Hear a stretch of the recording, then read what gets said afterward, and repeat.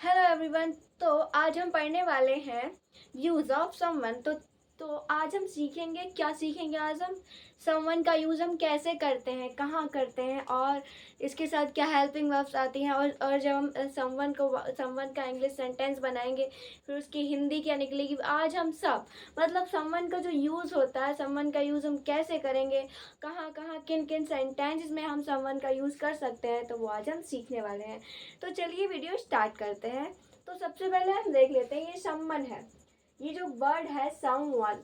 तो ये समवन का मतलब क्या होता है? तो समवन का मतलब होता है कोई। समवन की जो हिंदी आइडेंटिफिकेशन होती है वो होती है कोई। क्या होती है? कोई। समवन को हिंदी में हम बोलते हैं कोई। क्या बोलते हैं? कोई बोलते हैं हम। क्या लिखा हुआ है? ये समवन की हिंदी आइडेंटिफिकेशन हो गई ये। तो समवन का हिंदी मीन्स होता है कोई। तो इसको हम अब यहाँ पे दो स्ट्रक्चर्स दिए हुए हैं, एक है असर्टिव और अगला है निगेटिव। ये स्ट्रक्चर है, ये जो पहला वाला है ये स्ट्रक्चर असर्टिव का है। ये इससे ये स्ट्रक्चर असर्टिव और उसके बाद ये निगेटिव। तो दो स्ट्रक्चर्स यहाँ पे लिखे हुए हैं। तो चलिए हम देख लेते हैं पहला स्ट्रक्चर। तो अभी तक हमने क्या जाना? समवन का हिंदी आइडेंटिफिकेशन, समवन का जो हिंदी मीन्स होता है वो होता है कोई। समवन को हिंदी में बोलते हैं हम कोई, मतलब कोई, कोई आ रहा है, कोई जा रहा है, कोई खाना खाता है, कोई फल तोड़ता है। ऐसे हम ऐसे सेंटेंसेस में हम कोई का यूज़ करते हैं। कई बार हम बोलते हैं कि कोई आया था, कोई आया था, या फिर कोई मतलब कोई यहाँ से गया, कोई वहाँ गया। तो ऐसे सेंटेंसेस में हम कोई का यूज़ करते हैं। तो आज हम सीखेंगे कि इसको हम इंग्लिश में भी कैसे बना सकते हैं, बोल सकते हैं। तो चलिए देखते हैं पहला स्ट्रक्चर क्या। तो पहला स्ट्रक्चर है सब्जेक्ट। Subject means someone. यहाँ पे सब्जेक्ट हमारा समवन ही होगा क्योंकि हम समवन का यूज़ पढ़ रहे हैं। उसके बाद वर्ब की फर्स्ट फॉर्म प्लस एस या ई एस और ऑब्जेक्ट। तो ये जो पढ़ रहे हैं हम, इसको हम पढ़ रहे हैं प्रेजेंट इंडेफिनिट में। प्रेजेंट इंडेफिनिट कहाँ पे? Present indefinite. यहाँ पे भी सब्जेक्ट की जगह समवन ही होगा। तो ये जो पहला है सब्जेक्ट प्लस वर्ब की फर्स्ट फॉर्म प्लस एस या ई एस प्लस ऑब्जेक्ट, तो इसका मतलब लास्ट में आएगा कि कोई, कोई खाना खाता है, कोई वहाँ जाता है, कोई बाहर जाता है, कोई यहाँ बैठता है, कोई यहाँ पढ़ता है, कोई यहाँ इंग्लिश सीखता है, कोई यहाँ इंग्लिश बोलता है। तो ऐसे सेंटेंसेस में हम कोई का यूज़ करेंगे और लास्ट में क्या आएगा? ता है, ती है, ते है, ऐसे। तो क्योंकि ये प्रेजेंट इंडेफिनिट टेंस है। तो चलिए अब एग्जांपल्स देख लेते हैं हम। जैसे यहाँ पे मैं लिखती हूँ एग्जांपल्स में क्या देखेंगे, अब हम एग्जांपल्स देखेंगे कई सारे। तो जैसे पहला एग्जांपल मैं बोलूँ कि कोई यहाँ इंग्लिश सीखता है, यहाँ कोई इंग्लिश सीखता है, तो समवन एग्जांपल क्या हो जाएगा?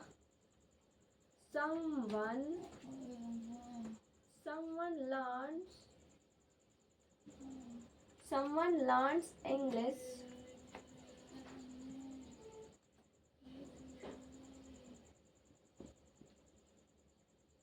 कोई यहाँ इंग्लिश सीखता है, someone learns English hair.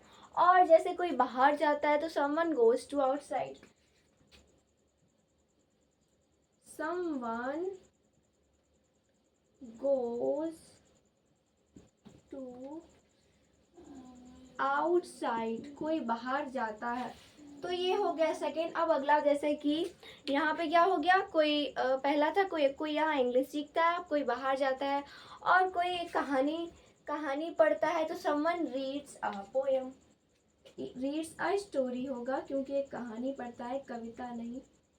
Someone reads a story, कोई एक कहानी पढ़ता है। तो ये हो गए इसके एग्जांपल्स। अगर हम कुछ और एग्जांपल्स देखना चाहें, जैसे कि कोई खाना खाता है, समवन ईट्स अ फूड, कोई गाना गाता है, समवन सिंग्स अ सॉन्ग। और जैसे कि कोई फल तोड़ता है, समवन प्लक्स द फ्लावर, कोई कुर्सी तोड़ता है, समवन ब्रेक्स द चेयर। तो ये इसके कई सारे एग्जांपल्स देख लिए हमने। तो ये पहला स्ट्रक्चर आपको क्लियर हो गया होगा कि इसमें क्या होता है, क्या हिंदी आइडेंटिफिकेशन होती है, क्या इसके एग्जाम्पल्स होते हैं और कहाँ कहाँ कैसे कैसे यूज़ कर सकते हैं। तो चलिए अब देख लेते हैं अगला। यहाँ अब अगला दिया हुआ है, क्या है अगला? नेगेटिव स्ट्रक्चर है। तो नेगेटिव स्ट्रक्चर में क्या है? सब्जेक्ट प्लस डू या डज।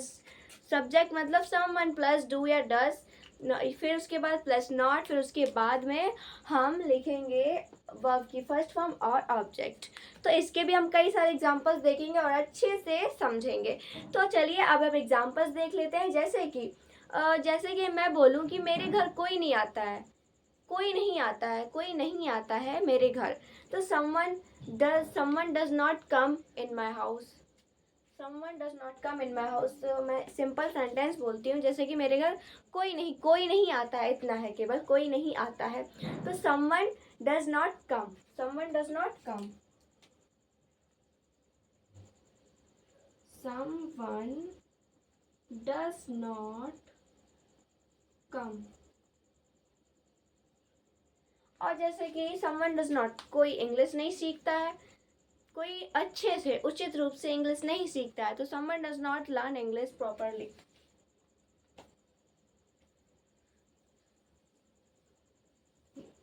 यहाँ पे बोलना लिखती हूँ मैं, कोई अच्छे से प्रॉपरली इंग्लिश नहीं बोलता है। Someone does not speak English properly.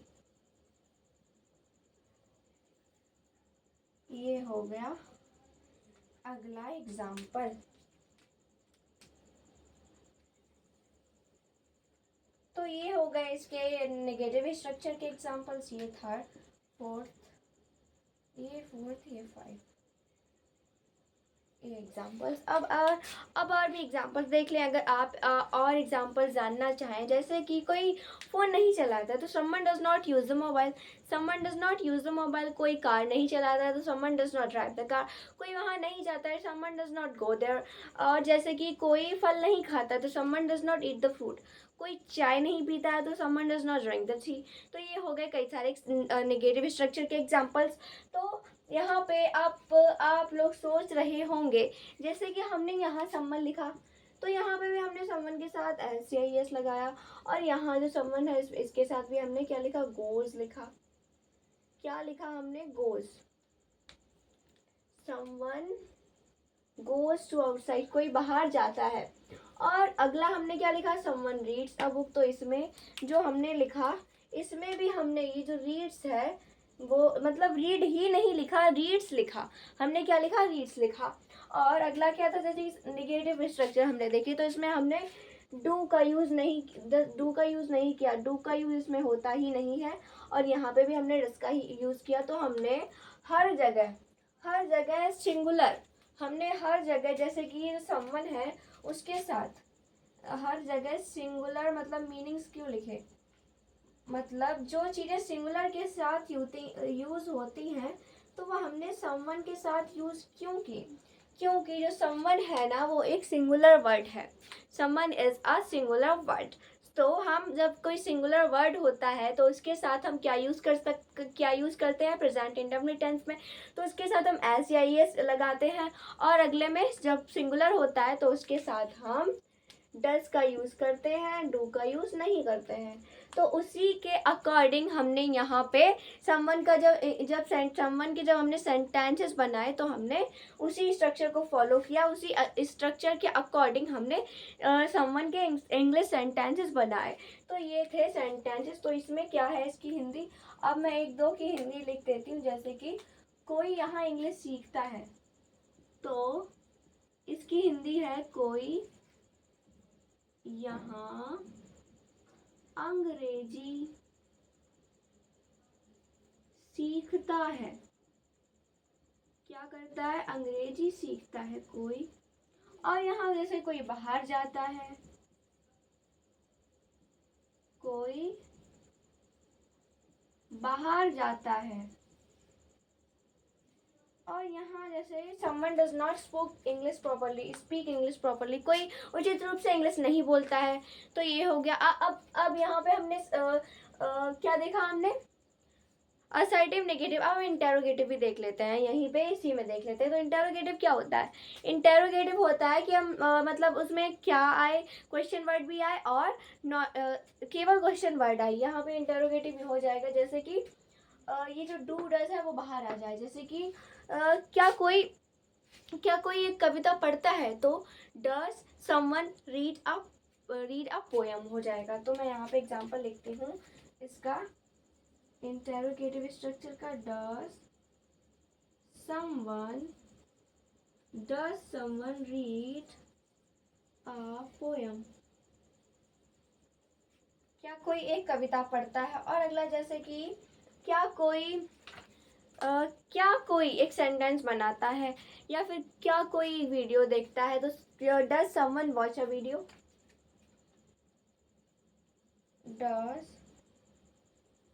Someone watch a video, does someone watch a video, क्या कोई एक वीडियो देखता है। तो ये हो गए इसके एग्जांपल्स। यहाँ पे क्या था, स्टोरी, कहानी पढ़ता है,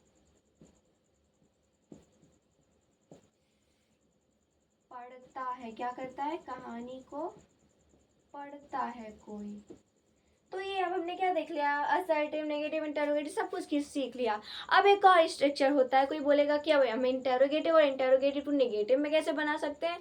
तो ये भी बहुत सिंपल है। इसमें क्या होता है, ये जो इंटेरोगेटिव स्ट्रक्चर है उसके सब्जेक्ट के बाद, यहाँ पे इंटेरोगेटिव स्ट्रक्चर है उसके डज समवन नॉट, उसके सब्जेक्ट के बाद हम नॉट प्लस कर देते हैं, बस इतना सा ही होता है। जैसे कि क्या कोई फल तोड़ता है, क्या कोई फल नहीं तोड़ता है, तो does someone not pluck a flower, does someone not pluck the flowers. और जैसे कि कोई वहाँ क्यों जाता है, तो why does someone go there, कोई यहाँ क्यों सोता है, why does someone sleep here. और जैसे कि कोई खाना कब खाता है, कोई खाना कब खाता है, तो when does someone eat the food. तो ये व्हेन कोई खाना कब नहीं खाता है, तो when does someone not eat the food. ये हो गए स्ट्रक्चर्स किसके, इंटरोगेटिव, नेगेटिव एंड इंटरोगेटिव के। तो बस इतना सा ही था ये समवन का यूज़, इसमें बस यही होता है। और ये जो समवन वर्ड है इसका यूज़ हम हर जगह कर सकते हैं। ऐसे आई थिंक ऐसे कोई सेंटेंस नहीं है कि जिनमें हम समवन का यूज़ ना कर सके। जैसे हम मॉडल वर्ब्स में भी यूज़ कर सकते हैं, और जो बाहर सेंटेंसेस होते हैं उनमें भी यूज़ कर सकते हैं।